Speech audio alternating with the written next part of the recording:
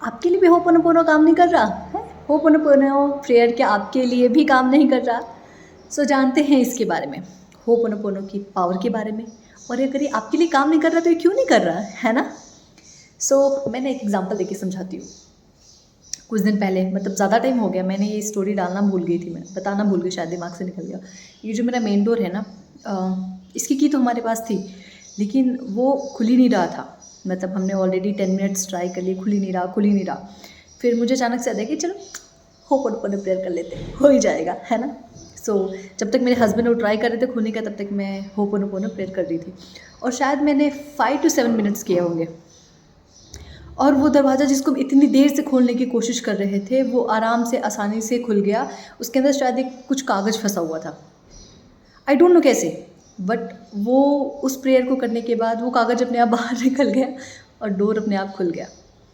देखो, होता ये है ना कि मैं बोलती हूँ आप कोई भी टूल्स टेक्निक्स करो, लेकिन जब तक उस चीज़ में आपका फेथ नहीं है, ठीक है, तब तक आप पे वो काम नहीं करेगा। इट्स लाइक कि बस आप जब कर रहे हो ध्यान कहीं और है। इट्स लाइक कि ऐसा ही है, तो आप जब कर रहे हो, जब आप होपोनोपोनो प्रेयर कर रहे हो, लेकिन आपका दिमाग चारों तरफ घूमते जा रहा है, फेथ नहीं है, बस करने के लिए किए जा रहे हैं, तो वो चीज़ काम नहीं करेगी। Have faith. कोई भी प्रेयर होपोनोपोनो अगर आप रिलेशनशिप के लिए कर रहे हो, उसकी पूरी रिस्पॉन्सिबिलिटी खुद लो। फिर सामने वाले से उम्मीद करना छोड़ दो कि वो ऐसे रिएक्ट करेगा, वो वैसे रिएक्ट करेगा। अगर ये रिश्ता आपका है तो बचाना भी आपको है, ठीक है।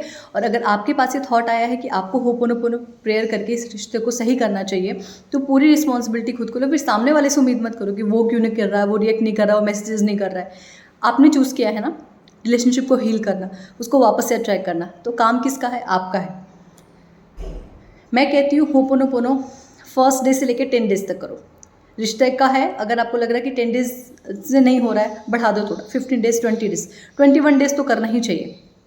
किसी भी चीज़ को लेके प्रॉब्लम हो, हेल्थ को लेके प्रॉब्लम है। मेरा बैक में बहुत बुरा पेन होता था, बहुत बुरा, मतलब अगर मैं अचानक से उठती तो वो एक अलग से झंझनाहट सा होता था।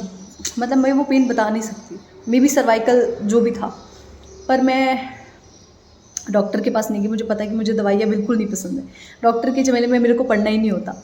तो और हुआ ये कि जब मैं नोएडा में थी तब तो फील्ड का काम था, तब साइड पे ज़्यादा रहती थी, तो ज़्यादा चलना होता था, फिटनेस भी अच्छी थी। फिर इधर आए, अब पूरे टाइम वर्क फ्रॉम होम, बैठे बैठे बेड पे बैठे, तब टेबल भी यूज़ नहीं करती थी, बेड पे बैठे बैठे करती थी। तो पूरे टाइम ऐसे झुक के काम करोगे तो ऑब्वियस है आपके बैक में पेन होना शुरू हो गया। तब ध्यान नहीं दिया, धीरे धीरे 6 महीने में वो बहुत ज़्यादा हो गया, इतना कि मुझे उठने में, बैठने में, लेटने में, मतलब दूसरी साइड पलटी लेने में भी मुझे बहुत पेन होता था और बहुत भयंकर होता था। फिर मैंने ये शुरू किया, होपोनोपोनो प्रेयर शुरू किया। मैं मेडिटेशन में जाती थी, खुद को विजुलाइज़ करती थी कि मेरा वो जो बैक है उस पर एक रोशनी जा रही है, वो सही हो रहा है। उसके बाद मैं होपोनोपोनो प्रेयर करती थी, मॉर्निंग में, इवनिंग में, मॉर्निंग में, इवनिंग में। और जहाँ होपोनोपोनो प्रेयर करती थी वहाँ पे मैं अपने एक हाथ उस, मतलब अपने बैक पे रखती थी, एक हाथ अपने हार्ट पे। उसके बाद मैं उसको कहती थी कि मैं उसकी पूरी रिस्पॉन्सिबिलिटी खुद लेती हूँ कि शायद मैंने ही उसको अट्रैक्ट किया है, इस पेन को भी मैंने ही अट्रैक्ट किया है, मेरी गलती की वजह से हो, क्योंकि मैंने अपनी बॉडी पे ध्यान नहीं दिया। मैंने अपनी बॉडी के, मैं कैसे बैठ रही हूँ, कैसे रह रही हूँ, मैंने उस पर ध्यान नहीं दी। तो ये सारी जिम्मेदारी मेरी है, तो इसकी 100% रिस्पॉन्सिबिलिटी मैं खुद लेती हूँ। और मैंने इसको एटलीस्ट मैंने लगातार किया है इसको 2 to 3 मंथ्स, और अभी मैं बिल्कुल नॉर्मल हूँ विदाउट एक्सरसाइज। हाँ, मैंने एक्सरसाइज, मतलब मैं स्ट्रेचिंग अप कर लेती हूँ और मेरी हड्डियाँ टक टक बोलती है, जो पहले नहीं बोलती थी। Have faith. 4 दिन चीज़ें करते हो, 5वें दिन आके बोलते हो मेरे लिए काम नहीं कर रहा है, तो ऐसा नहीं है। हर दिन डिसिप्लिन के साथ करो। कोई भी चीज़ में अगर आपका डिसिप्लिन इन्वॉल्व नहीं है तो वो चीज़ आपके लिए काम नहीं करेगी। आप 4 दिन छोड़ोगे, 4 दिन पकड़ोगे, फिर कुछ नया ढूंढोगे, फिर कुछ नया ढूंढोगे, किसी एक चीज़ पे अटके नहीं रहोगे इस फेथ के साथ कि ये मेरे लिए तो काम करेगा ही करेगा, क्यों नहीं करेगा, राइट। जब ये एटीट्यूड आ जाएगा तो ऑब्वियस है भैया, कोई भी आपकी मैनिफेस्टेशन फेल नहीं होगी। कोई भी ऐसा प्रेयर नहीं होगा, कोई भी ऐसा जप नहीं होगा, कोई भी ऐसा मंत्र नहीं होगा जो आपके लिए काम नहीं करेगा। हर मंत्र एक सिद्धि का होता है। जैसे होपोनोपोनो एक हीलिंग प्रेयर है, हमारे सनातन धर्म में भी बहुत सारे मंत्र हैं जो अलग अलग सिद्धियों के लिए हैं, जिससे हम अलग अलग अपने शरीर की बीमारियां सही कर सकते हैं। उसके बारे में हम कभी फिर बात करेंगे, ठीक है। लेकिन अभी हम बात करें होपोनोपोनो प्रेयर कर के, ये सच में बहुत मैजिकल है। बस आपको इस चीज़ पे फेथ रखना पड़ेगा कि आप जिस चीज़ पे कर रहे हो ना, फिर इसकी लैक की फीलिंग नहीं लेके आनी है, ठीक है।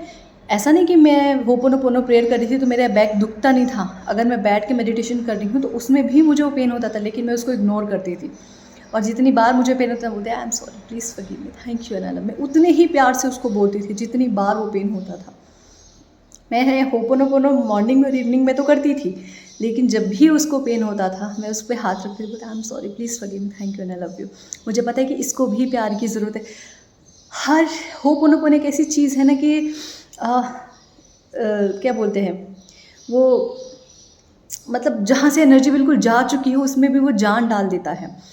बस फ़र्क इतना है कि जो लोग इस पे फेथ रखते हैं वो इस चीज़ में बहुत आगे निकल जाते हैं, जिनको फेथ नहीं होता वो फिर यही बोलते हैं कि मेरे लिए काम नहीं कर रहा है। और आप ये वर्ड बोलना छोड़ो कि काम नहीं कर रहा, बोलो अरे वाह यार मेरे होपोनोपोनो कितना काम करता है, मैं तो सब मैनिफेस्ट कर लेती हूँ। नहीं हो रहा है तो भी बोलो मैं तो सब मैनिफेस्ट कर लेती हूँ, होपोनोपोनो तो मेरे लिए अमेजिंग काम करता है। मैं जिसके लिए भी चाहूँ उसके लिए मैनिफेस्ट कर सकती हूँ, खुद के लिए, औरों के लिए, है ना। अपनी खुशियों के साथ साथ मैं दूसरों के लिए भी हैप्पीनेस मैनिफेस्ट कर सकती हूँ। ये बोलना शुरू करो। हर एक प्रेयर काम करता है। हैव फेथ, हैव फेथ, ये सबसे बड़ी चीज़ है। Feeling is the secret. हर एक चीज़ की फीलिंग क्रिएट, जैसे मैंने अपने हेल्थ इश्यूज़ बताए, ऐसे छोटी छोटी चीज़ें, बहुत सारी चीज़ें हैं, ठीक है। और एक मेरी बिगेस्ट मैनिफेस्टेशन स्टोरी है जिसको मैं थोड़े दिन में लेके आने वाली हूँ, तब तक के लिए वेट कीजिए। बट होपोनोपोनो से मैंने बहुत सारी चीज़ें, मैंने अलग अलग, अगर मुझे डाउट है, जैसे मैं कहीं जा रही हूँ और मुझे लग रहा है कि मेरा काम नहीं होगा, मैं उससे पहले होपोनोपोनो प्रेयर करके जाती हूँ, ठीक है, क्योंकि मुझे वो फेथ है कि नहीं ये हो जाएगा। कुछ लॉस भी हो गया तो भी इट्स ओके, मुझे पता रहता है कि इससे कुछ बहुत बेहतर आने वाला है। अब मेरा फेथ इतना ज़्यादा हो गया, शायद मैं बहुत हील हो चुकी हूँ कि अगर लाइफ में कुछ गलत होता है, कुछ लॉस होता है, कोई लाइफ से जाता है, तो भी लगता है इट्स ओके, ये एक लाइफ की प्रोसेस है, एक जाएगा तो ही आएगा, एक लॉस होगा तभी 10 चीज़ें मिलेंगी। तो जो मेरे लिए सही नहीं था वो चला गया, अब जो मेरे लिए बेहतर है वो मेरे पास आएगा। तो जब आप इस तरीके का अपना माइंडसेट बना लेते हो, जब आप इस तरीके की एक लाइफ जीने लगते हो, जब आप अपनी लाइफ में स्पिरिचुअलिटी को जगह देने लगते हो, फेथ को जगह देने लगते हो, तो चीज़ें अपने आप बदलने लगती हैं। किसी के लिए 6 महीने लगते हैं, किसी के लिए साल लगते हैं, लेकिन मैनिफेस्टेशन से कई ज़्यादा ज़रूरी है आपका माइंडसेट। आपने कुछ मैनिफेस्ट अभी तक नहीं किया एंड दैट्स ओके, हो जाएगा। लेकिन आप ये सोचो कि जब आपने लॉ ऑफ अट्रैक्शन को फॉलो किया, जब आपने होपोनोपोनो प्रेयर करना शुरू किया, तो आपके माइंडसेट में कितना चेंजेस आए, क्योंकि वो सबसे ज़्यादा ज़रूरी है। क्या आप पहले बहुत गुस्सा करते थे और अभी शांत हो चुके हो? क्या आप चीज़ों में लेके बहुत जल्दी परेशान होते थे? क्या आप वो नॉर्मल हो चुका है या नॉर्मल से भी कम हो चुका है? क्या आप हर छोटी छोटी चीज़ों में आप खुशियाँ देखना शुरू कर देते हो? क्या आप लोगों को धीरे धीरे जल्दी माफ़ करना सीख गए हो? तो अगर ये सारे चेंजेस है ना आपकी ज़िंदगी में, महसूस करना, चेक करना, अपनी एक लाइफ की एक चेकलिस्ट बनाओ और देखो कि क्या ये सारे चेंजेस आए हैं, तो इससे बड़ी मैनिफेस्टेशन क्या है। बाकी तो सारी चीज़ें मटेरियलिस्टिक है ना, हो जाएंगी। लेकिन सबसे बड़ा बदलाव अगर आपकी ज़िंदगी में लॉ ऑफ अट्रैक्शन से आ रहा है, अगर आप होपोनोपोनो प्रेयर कर रहे हैं और आप ये सारी चीज़ें महसूस कर पा रहे हैं, सो इससे बड़ा मैनिफेस्टेशन और कुछ भी नहीं कि आप अपनी लाइफ में एक सेटिस्फैक्शन के लेवल पे जा रहे हैं, है ना। और मैं ये सबको बोलती हूँ, चाहे आप बड़े हों, चाहे आप बुज़ुर्ग हों, चाहे आप अभी यंग हों, मैं सबको बोलती हूँ कि कुछ नहीं तो एटलीस्ट होपोनोपोनो प्रेयर कीजिए। अगर आपको लगता है चीज़ें नहीं हो पा रही है, किसी प्रॉपर्टी की बात है, कहीं घर खरीदना है, नहीं हो पा रहा है, जैसे होता है प्रॉपर्टी डीलर पैसे ले लिया, दे नहीं रहा है जल्दी, कुछ भी है, कोई भी काम अटका हो, बस फेथ रखिए, होपोनोपोनो प्रेयर कीजिए। अगर ज़्यादा टाइम है, मतलब टाइम ड्यूरेशन ज़्यादा है कि आपको 15 डेज़ में ये चीज़ होनी चाहिए, सुबह शाम होपोनोपोनो प्रेयर करना शुरू कीजिए और उस चीज़ को लेके पॉजिटिव रहिए। इसका मतलब ये नहीं कि आप अभी होपोनोपोनो प्रेयर करेंगे फिर बाद में लेके चिंता रहे, अभी तो नहीं हो पाएगा, अभी तो नहीं हो पाएगा, अभी तो नहीं हो पाएगा, ऐसा नहीं करना है। आपने होपोनोपोनो प्रेयर किया ना, मतलब आपने एक एनर्जी से उसको ढक दिया, ठीक है। फिर आप जितनी बार होपोनोपोनो प्रेयर करेंगे, एक पॉजिटिव एनर्जी उसके ऊपर लेयर बाय लेयर बनती रहेगी, बनती रहेगी, बनती रहेगी, और आपकी मैनिफेस्टेशन होनी पक्की है। So just have faith and do ho'oponopono prayer अपनी किसी भी चीज़ के लिए, okay.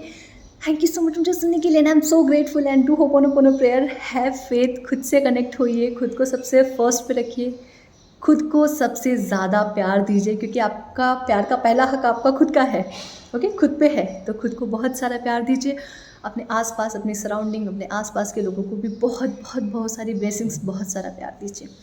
And thank you so much, हम बन के होने वाले हैं यार, जल्दी से हो जाए। थैंक यू सो मच मुझे सुनने के लिए, I am so grateful. Thank you.